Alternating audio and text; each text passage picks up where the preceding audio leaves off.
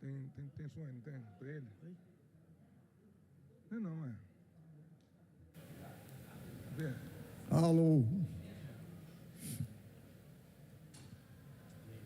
Senhor presidente, deputado Jari. Boa tarde, Luiz Paulo. Boa tarde.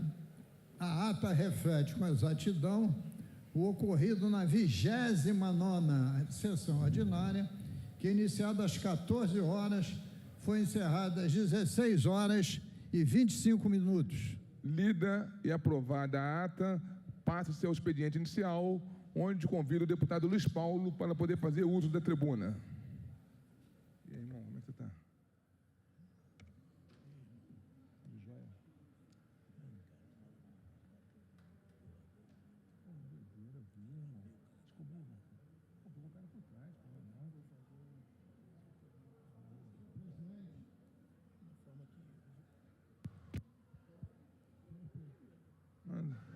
Marquinhos, ligou.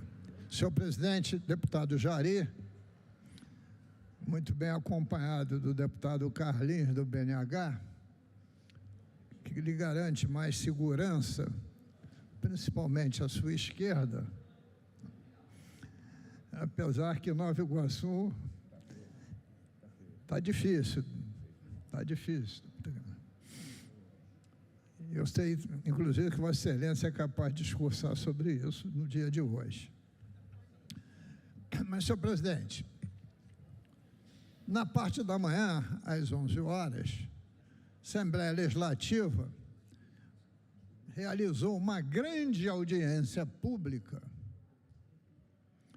a respeito do julgamento que o Supremo Tribunal Federal deverá fazer no dia 6 de maio do corrente ano, quando, nesse julgamento, ele decidirá sobre a ação direta de inconstitucionalidade, ADI 4917, que questiona dispositivos da Lei Federal 12.734 de 2012. A Assembleia estava repleto de parlamentares, prefeitos, representantes da sociedade civil organizada, foi presidida pelo presidente da Casa e pelo deputado André Correia, presidente da Comissão de Orçamento, diversas exposições técnicas mostrando o tamanho das nossas perdas. E a quebra do Pacto Federativo, mostrando que esta Lei 12.734 de 12, que pretende usurpar grande parte dos nossos royalties e participações especiais, é uma lei totalmente inconstitucional, pois quebra o Pacto Federativo. E eu pretendo mostrar aqui, senhor presidente, um outro lado desta lei. Porque quando a gente discute orçamento público, finanças públicas, é difícil aquele que nos assiste entender como é que afeta diretamente a vida da população. E eu já estou debruçado sobre esse tema, royalties e participações especiais, há muitos e muitos anos, que eu denuncio e luto pelos direitos do Estado do Rio de Janeiro. Me lembrando que em novembro de 2012, deputada Célia, eu participei de uma marcha na Avenida Rio Branco, se estendendo até a frente da Câmara de Vereadores, exatamente em protesto contra essa Lei 12.734 de 12, denominada a Lei da Partilha. E o que a gente perde com essa lei se for julgada constitucional? 9 bilhões de reais das receitas de royalties. E os municípios produtores podem perder 12 bilhões de reais. Então, no total do Estado, entre Estado e municípios, podemos chegar a 21 bilhões de reais de perda anual. Vamos começar a examinar o que representa essa perda aqui para o Estado do Rio de Janeiro. Os royalties e participações especiais entram pelo cofre do Tesouro. E ordem de grandeza, 65% é destinado à capitalização do Rio Previdência para pagar a folha de inativos e pensionistas. Se nós perdemos, vamos estimar aqui perdas, comparando o que o Estado arrecadou de royalties PE em 2025, 26 bilhões de reais. Ora, se nós perdemos, vou baixar até um pouquinho a perda, 8 bilhões, nós estaremos perdendo 32% da nossa receita. Se é alocado lá, em média é alocado 16,9 bilhões, exatamente, na capitalização do Fundo Único do Rio Previdência, e esse montante cair aproximadamente 40%, cai para 10 bilhões. Então, nós já temos 6,9, arredondando, 7 bilhões de perda na capitalização do Rio Previdência. Se não tivesse dinheiro, o Estado tem que botar dinheiro do Tesouro, fonte 00, que vem principalmente do ICMS. E quando botar lá a fonte do Tesouro, o Tesouro está pagando folha. E se pagar folha, estoura o seu limite de gasto de 60% em relação à receita corrente líquida. Isso implica dizer que paralisa os planos de cargos e salários, as reposições salariais do funcionalismo público. Então, o primeiro afetado é o funcionalismo público. De outro lado, se você tira dinheiro do mercado, você diminui o consumo. E diminuindo o consumo, diminui a qualidade de vida da população. Mas esse dinheiro do royalties da PE não é só para isso. Ele financia também o FECAM, que é o Fundo de Conservação Ambiental, que visa dragagem de rios, recomposições florestais, enfim, investimentos para recompor o meio ambiente e o perímetro urbano. Se esse dinheiro for reduzido, esses investimentos não vão ocorrer.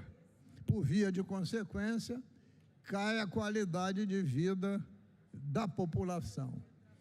Mas também parte desse dinheiro vai para o FISED, que é aquele fundo de investimento em segurança e desenvolvimento econômico. Reduzindo esse valor, a segurança, que já vai mal, irá piorar ainda mais, afetando diretamente a população e a economia fluminense. Mas não para aí. O ano passado, houve uma lei que decidiu que o dinheiro do royalties da PE serviria para pagar também o serviço da dívida com a União, na ordem de 5 bilhões de reais. Não tendo esse dinheiro, vai ter que pagar com a fonte Tesouro. E aí, cadê dinheiro para investimento? Cadê dinheiro para pagar folha? Então, é uma discussão que prejudica diretamente o cidadão fluminense e em todo o Estado, Porque eu falei aqui que os 15 maiores municípios produtores de petróleo podem perder até 77% das suas receitas, principalmente aqueles que mais arrecadam. Então, tudo isso é um prejuízo imenso para a população, inclusive para os investimentos em educação e saúde. E essas perdas que a gente quer evitar, ganhando essa ação de constitucionalidade, que é o único caminho, pela essa lei da partilha, por outro motivo, o Estado já está perdendo hoje. Por quê? Esta lei da partilha, isso não foi objeto de liminar, ela definiu que todo o sistema de partilha, aquilo que for tirado de petróleo depois da edição da lei, 2012, a participação especial que vinha para o Estado deixará de vir e irá para os cofres da PPSA, que é uma empresa da União, transformado em lucro óleo. Isso quer dizer que hoje, mesmo que a lei da partilha se mantenha inconstitucional nos artigos que afetam o Rio de Janeiro, hoje o Estado do Rio de Janeiro já perde, estou falando de 2026, 13 bilhões de reais, que por acaso é o déficit orçamentário previsto para 2027, consoante o projeto de lei de orçamento, de diretrizes orçamentárias encaminhado aqui para essa casa. Então, eu quero evidenciar com isso que a discussão de hoje e esse julgamento de 6 de maio, ele é vital para o Estado do Rio de Janeiro, para o presente e para o futuro. E quando falo Estado do Rio de Janeiro, falo do Estado e de seus municípios. Ainda mais. Outros estados e outros municípios querem participação nisso.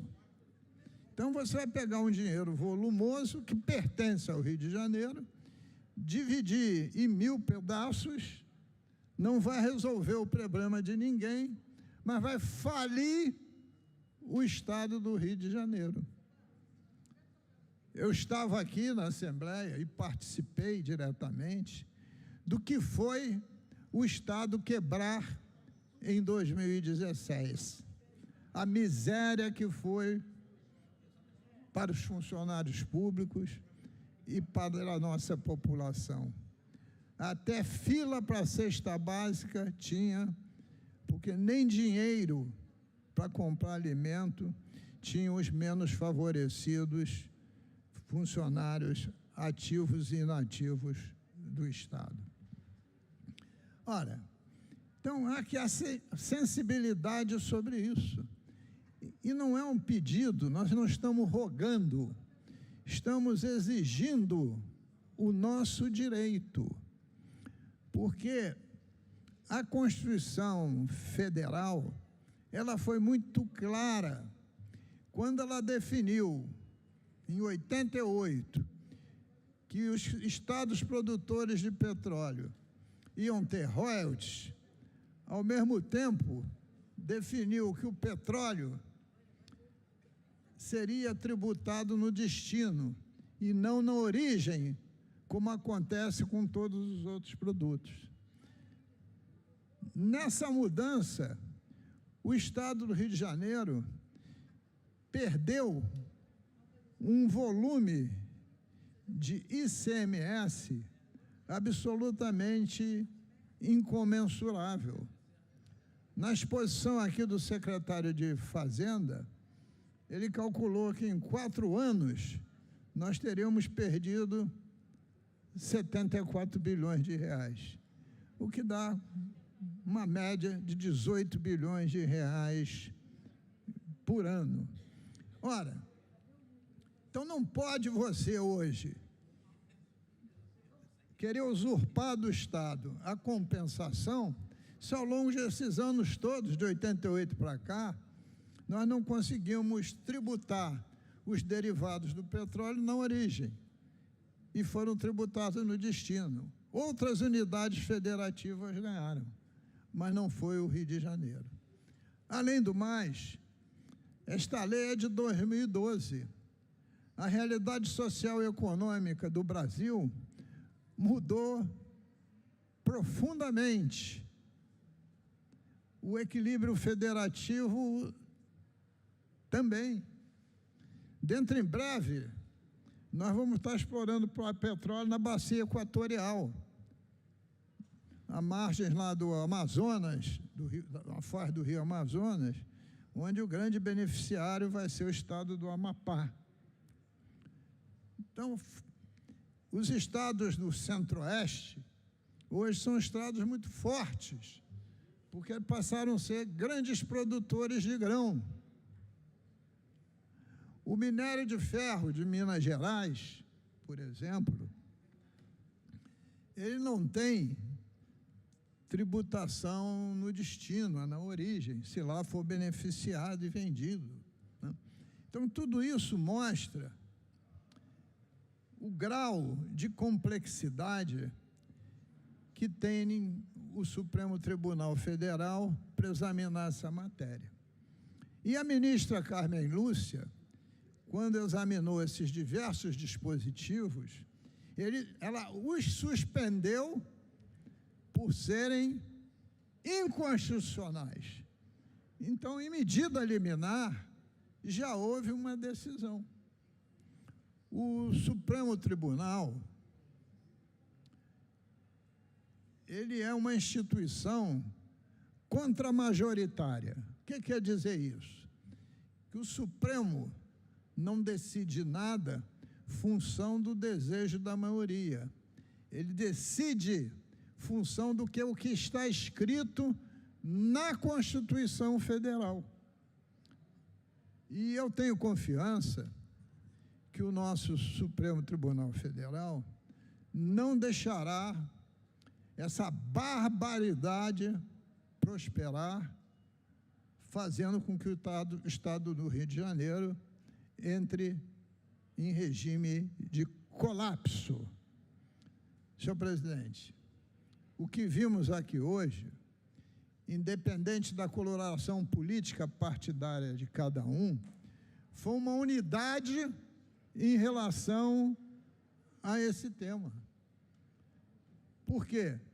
Porque prejudica a todos indistintamente.